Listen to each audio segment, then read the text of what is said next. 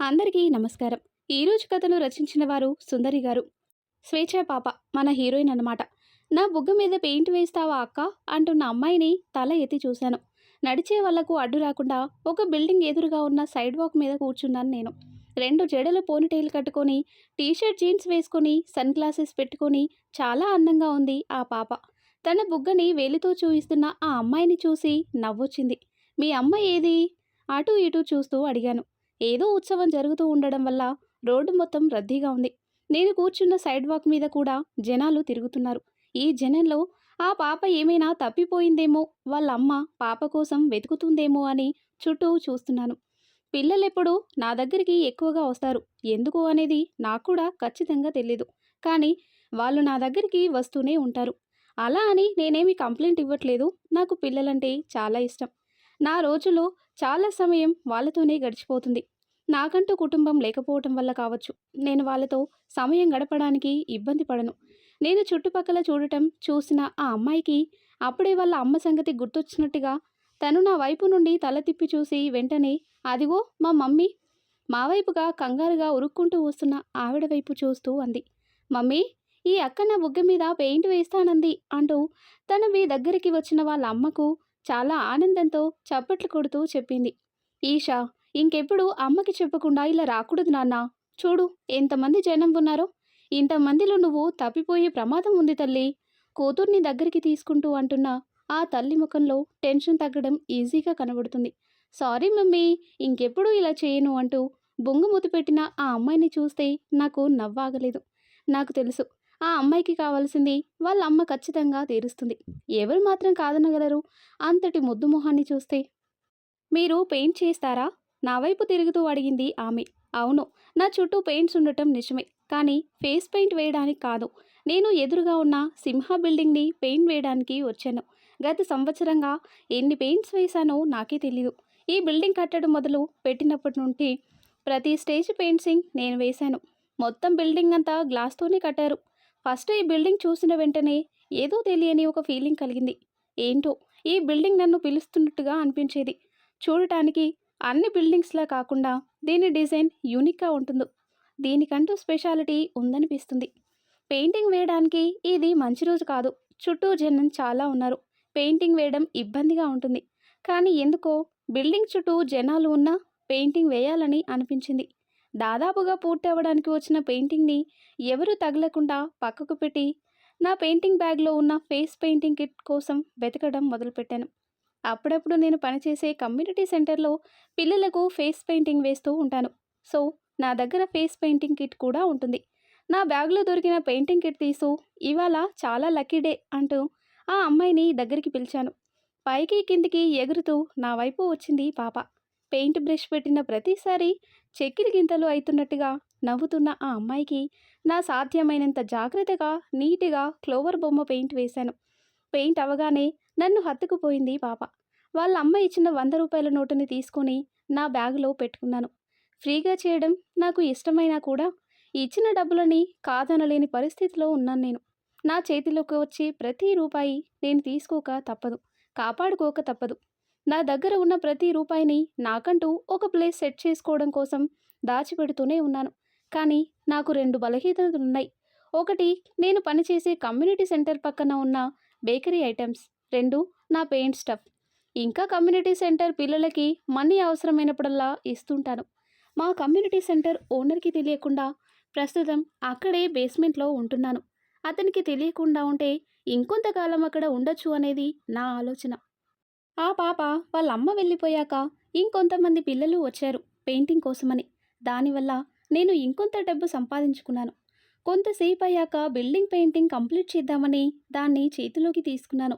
ఇదే నా last painting ఈ బిల్డింగ్ది. దీని తర్వాత ఇంకెప్పుడు ఈ బిల్డింగ్ పెయింటింగ్ వేయను అని తలుచుకుంటేనే ఎంతో బాధతో మనసు అల్లాడింది. హఠాత్తుగా పెయింట్స్ అన్నీ చెల్లా చెదురయ్యాయి.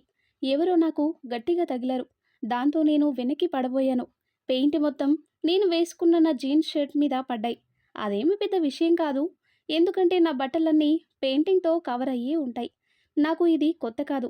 What the hell! ఎవరో గట్టిగా తిడుతూనే నన్ను కింద పడకుండా తన గుండెల మీదకి లాక్కున్నారు. ఆ వ్యక్తి గుండెల్ని తాకే క్షణంలో పచ్చగా నా పెయింటింగ్తో తడిచిన షర్ట్ నాకు కనబడింది. కొంచెం తేరుకున్నాక ఆ వ్యక్తిని చూడటానికి నా తలని పైకి లేపాను. నా కళ్ళు అలా పైపైకి వెళుతూనే ఉన్నాయి. నా తలని పూర్తిగా పైకి లేపగానే లైట్ బ్రౌన్ కలర్ కళ్ళు తీక్షణంగా నన్నే చూస్తూ కనబడ్డాయి. ఒక్క క్షణం నాకు గుండె ఆగిపోయినట్టుగా అయింది. ఆ కళ్ళని చూసి కాదు, ఆ కళ్ళల్లో ఉన్న తీక్షణతని చూసి. అతని దవడ హార్డ్‌గా బిగించి ఉంది. ఒక్క దవడే కాదు, అతని బాడీ మొత్తం హార్డ్‌గానే ఉంది. అతన్ని విడిపించుకోవటానికి నా శరీరాన్ని కదపటం మొదలుపెట్టాను. బీ స్టిల్ పళ్ళు కొరుకుతూ నన్ను ఆపాడు. ఒక తెలియని మనిషిని తాకుతూ నిల్చోవడం నాకు సిగ్గుగా ఉంది. ఆ మాటకొస్తే ఇంతవరకు ఎవరికీ ఇంత దగ్గరగా నేను ఉన్నదే లేదు. నువ్వు నా సూట్ పాడు చేశావు. తన తలని పక్కకు తిప్పి నన్ను సూటిగా చూస్తూ కొంచెంసేపు ఏమి చూస్తున్నాడా అని ఆశ్చర్యంగా అనిపించింది. కానీ నేను కలర్‌తో కవర్ అయ్యి ఉన్నానని గుర్తొచ్చి ఈవెన్ నా జుట్టు కూడా కొంచెం అంటుకుంది. నాకు భయంతో మాట రావట్లేదు. అతని సూట్ కొన్ని వేలు ఉంటుంది. నా లైఫ్ మొత్తం ప్రయత్నించినా నేనంత సంపాదించలేను. ఏమో, అతనే చూసుకొని నడిచి ఉంటే ఇలా జరిగేది కాదు కదా అని నా మనసుకి నేనే నచ్చచెప్పుకున్నాను. ఎందుకంటే అతని సూట్ పాడైనందుకు నాకు చాలా గిల్టీగా ఉంది. నాకు తెలిసి నేను మీ సూట్‌ని ఇంతకు ముందు కంటే అందంగా మార్చాను అని జోక్ చేశాను. అతని ముఖంలో సీరియస్‌నెస్ పోగొట్టడానికి. అతని వెనుక నుండి నవ్వు వినిపిస్తుంటే ఎవరా అని పక్కకి తొంగి చూశాను. అక్కడ నించున్న వ్యక్తి కూడా దాదాపు ఇతనంత పొడవుగా ఉన్నాడు. అతను కూడా సూట్‌లోనే ఉన్నాడు. బాబోయ్! అది కూడా కాస్ట్‌లీగానే కనబడుతుంది. నా వైపు చూడు. ఆ అపరిచితుని ఆర్డర్‌తో నా కళ్ళని వెనుక వైపు నుండి అతని వైపుకు తిప్పాను.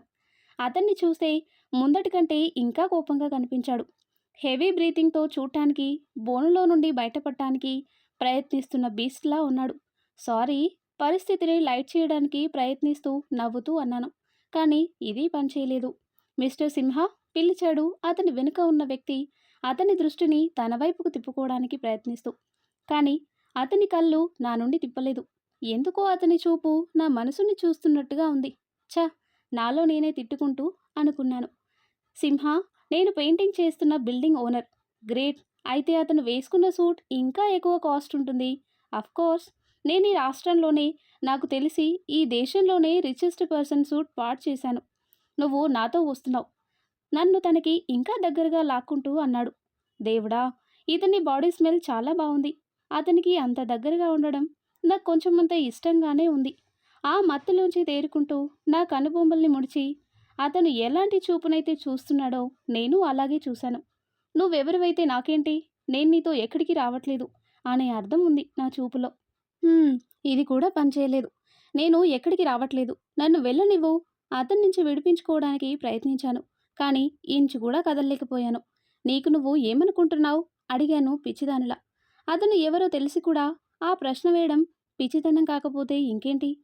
నన్ను పట్టుకొని ఎక్కడికంటే అక్కడికి తీసుకువెళ్ళే అధికారం ఉన్నట్టుగా అతని ప్రవర్తన చూస్తే నాకు కోపంగా ఉంది. ఎక్కడో ఒక మూల నాకు వెళ్ళాలని ఉన్నా కూడా నువ్వు సూట్ బాకీ ఉన్న వ్యక్తిని అనుకుంటున్నాను. ఇంత దరిద్రంగా ఉన్న సూట్ కాస్ట్ కూడా నాకు తెలుసుకోవాలని లేదు. ఇంకా దాని మీద కలర్ వేసి నేనే నీకు హెల్ప్ చేశాను కళ్ళగా అన్నాను. కానీ అది అబద్ధం. ఆ సూట్ అతనికి చాలా బాగుంది. చాలా చాలా బాగుంది. అతని గుండెల మీద ఉన్న నా చేతి కింద సూట్ మెటీరియల్ చాలా స్మూత్గా ఉంది. నేను కోపంగా ఉన్న విషయాన్ని మర్చిపోయి ఆ సూట్ని తడుముతూ ఉన్నాను. అతను ఊపిరి గట్టిగా తీసుకోవడంతో ఈ లోకంలోకి వచ్చి నా చేతిని కదల్చడం ఆపాను. నేనేం చేస్తున్నానో గుర్తొచ్చి సిగ్గుగా అనిపించింది. స్వేచ్ఛ, అదుపులో ఉండు. నా సూట్ కాస్ట్ తీరేదాకా నా దగ్గర నువ్వు పనిచేస్తే ఎలా ఉంటుంది అనన్నాడు అతను. ఆశ్చర్యంతో నా నోరు తెరుచుకుంది. అవును, ఇతన్ని చూస్తూ నన్ను నేను మర్చిపోయాను. కానీ అందుకని నన్ను పనిచేయమంటాడా? అతను చెప్పిన ప్రతిదానికి నేను ఒప్పుకోవాలా? నా పాదాన్ని లేపి అతని పాదాన్ని గట్టిగా తొక్కాను. అతను ఆశ్చర్యంతో అలానే చూస్తున్నాడు. అదే అవకాశాన్ని అతన్ని వెనక్కి తోశాను. ఆ ప్రయత్నంలో నేనే వెనక్కి వెళ్ళి కింద నా బ్యాగ్ పక్కన పడ్డాము. అతనెక్కడ ఉన్నాడో అని తలెత్తి చూసిన నాకు 2-3 అడుగులు మాత్రం వెనక్కి జరిగినట్టుగా అర్థమైంది. అతను ఆ షాక్ నుండి తేరుకొని నా వైపు రావడానికి ప్రయత్నం చేస్తున్నాడు. నా చేతికి కూడా అందినది ఏంటో కూడా చూడకుండా అతని మీదికి విసిరాను. నాకు షాక్ ఇస్తూ రెండోసారి కూడా పెయింట్ మొత్తం అతని మీద పడింది. అతను కూడా షాక్తో అలా చూస్తూ ఉన్నాడు. నేను గబగబా నా బ్యాగ్ తీసుకొని అక్కడున్న ఆ జనంలో కలిసిపోయాను. నేను చిన్నగా ఉండటం వల్ల ఆ జనంలో కనబడను అనేది నా ఆలోచన. కానీ వెనక్కి తిరిగి చూసిన నాకు నేనెంత తప్పుగా ఆలోచించానో అర్థమైంది. అతను ఎంత పొడుగు అనేది మర్చిపోయాను. దాదాపుగా అక్కడున్న వాళ్ళందరికంటే అతనే పొడవుగా ఉన్నాడు. అతను నన్ను ఈజీగా పట్టుకోగలడు. అతని కళ్ళు నా మీదనే లాక్ అయి ఉన్నాయి. తన దారికి అడ్డు రాకుండా చాలా సింపుల్గా జనానికి ఆర్డర్ వేస్తున్నాడు. నేను ఆ దారిలోంచి వెళ్తూ రోడ్డు మీద నాకు ఎదురుగా వస్తున్న ఉత్సవంలో కలిసిపోయాను. నా వెనకాలే ఒక పోలీస్ దారికి అడ్డంగా పరిగెట్టొద్దని అరుస్తున్నాడు. మళ్ళీ ఒకసారి వెనక్కి చూసిన నాకు సింహ దాదాపుగా నా దగ్గరికి రావడం కనిపించింది. అతని ముఖంలో పట్టుదల తెలుస్తుంది. నా అదృష్టం ఇవాళ దూరంగా వెళ్ళిపోయిందేమో అనిపించింది. స్వేచ్ఛ, నా ఫ్రెండ్ బాను బైక్ మీద వస్తూ పిలిచాడు. నా లక్ మళ్ళీ నా కోసం యూటర్న్ తీసుకుందేమో అనిపించింది. ఇంతసేపు మన హీరోయిన్ గారు మాట్లాడారు. ఇక మన హీరో గారు ఏం మాట్లాడతారో విందాం. ఆమెని తాకొద్దు. అర్జున్ని గట్టిగా అరిచాను. అర్జున్ నా సెక్యూరిటీ. మా నాన్న చనిపోయారని 5 సంవత్సరాల క్రితం నేను మిలిటరీ వదిలిపెట్టి వచ్చినప్పటి నుండి అర్జున్ నాకు రైట్ హ్యాండ్గా ఉంటున్నాడు. మా నాన్న బిజినెస్ని నేను టేక్ ఓవర్ చేయడానికి నేను వెనక్కి రాక తప్పలేదు. అర్జున్ నన్ను ఫాలో చేస్తున్నాడో ఆమెని ఫాలో చేస్తున్నాడో తెలీదు. ఏదైనా కానీ తనని నేను తప్ప ఎవ్వరూ ముట్టుకోకూడదు. ఆమె అందమైన తెలివైన పెదాలు నాకు మాత్రమే సొంతం. తనని చేజ్ చేయాలన్న ఆలోచన చాలా బాగుంది. వినడానికి పిచ్చిగా ఉన్నా యుద్ధంలో పాల్గొని గెలిచాక వచ్చే ఆనందం కన్నా తనని పట్టుకోవడంలోనే నాకు ఎక్కువ ఆనందం ఉంది. తనని పట్టుకొని ఇప్పటికిప్పుడు నా సొంతం చేసుకోవాలి అనిపిస్తుంది. జనాన్ని తోసుకుంటూ తన వెనకాలే వెళ్తున్నాను. తను వెనక్కి తిరిగి నా వైపు చూస్తూ దారిలో అడ్డంగా పరిగెత్తడం మొదలుపెట్టింది. ఒక పోలీస్ ఆమెని అరుస్తూ ఆమె వైపుగా వెళ్తున్నాడు. ఒకవేళ అతను గాని ఆమెను ముట్టుకున్నాడా, వాడి జాబ్తో పాటు వాడి లైఫ్ని కూడా తీసేస్తాను. ఎవరో పిలుస్తున్నట్టుగా ఆమె తన తలని ఇంకో డైరెక్షన్కి తిప్పింది. పోనుటేలుగా కట్టుకున్న ఆమె పొడవైన జుట్టు ఆమె కదలికతో పాటు అటూ ఇటూ ఊగుతోంది. ఆమె మీద పడిన పెయింట్ ఎండకు మెరుస్తుంది. ఆమెని పిలిచిన వైపు చూశాను. ఎవరో వ్యక్తి బైక్ పైన రావడం కనిపించింది.